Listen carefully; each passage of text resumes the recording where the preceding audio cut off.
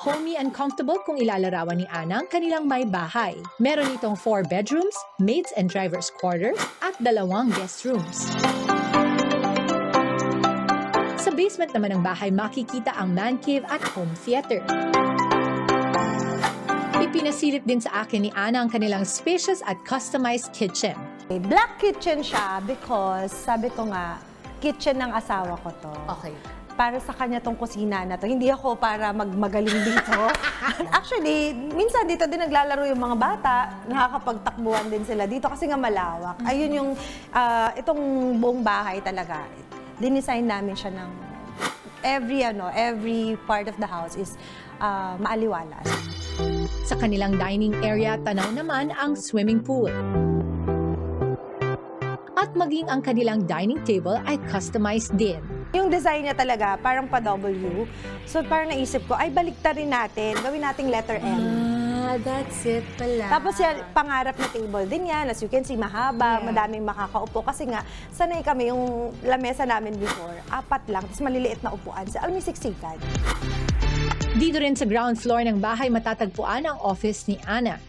Here, as you can see, andyan yung mga awards na nakuha natin, yung mga recognitions. Yes. Hall of Famer, Star of the Night. Yeah, super proud ako dyan. Kaya iniipon ko din talaga sila. Akyat tayo sa common area mo. Kasi Okay. sabi, wala daw TV ang mga anak mo. Sa room sila. Wala. Dito lang. Yes. Okay, let's go up. Ito, ano muna tong lights na to? Pero bago umakyat, mapapansin mo ang isang malaking wall decor.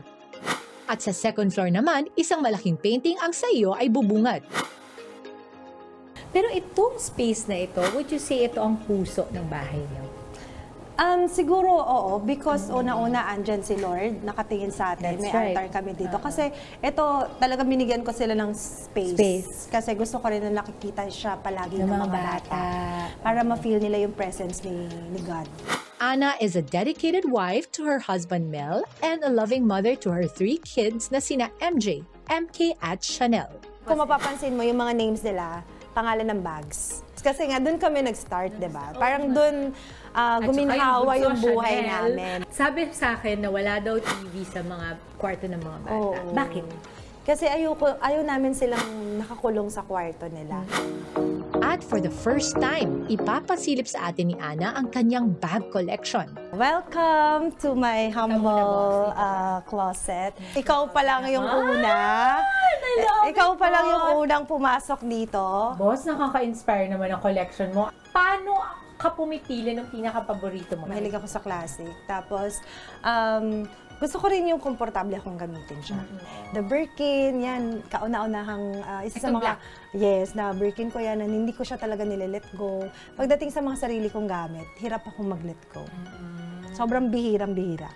Ipinakita rin sa akin ni Ana ang kauna-unahan niyang luxury bags na binigay ng kanyang asawa. This one, Never full. never full, na merong... Ay, naku, ikaw din! Yan ang B. peg name ni Miss A sa kanyang hobby-dobby. Ayan yung tawagan namin, dalawa. Feeling blessed at contented ng araw sa buhay si Ana, kaya ang lagi na lang niyang dalangin, Pinakapalagi kong dinadasal talaga kay Lord is yung manatiling buo yung pamilya namin at malayo sa kung anumang karamdaman, aksidente. Thank you, Miss A, my boss. Sana marami ka pang mga ma-inspire, mga kagaya ko.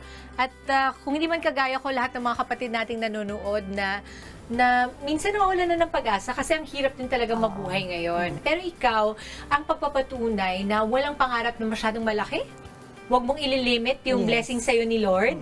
Pag humingi ka, itodo mo na. Kasi pwede naman itodo ni Lord, kagaya ng pagtodo niya sa'yo. Basta sa negosyo sasabayan mo. lang natin din ang gawa. Gawa.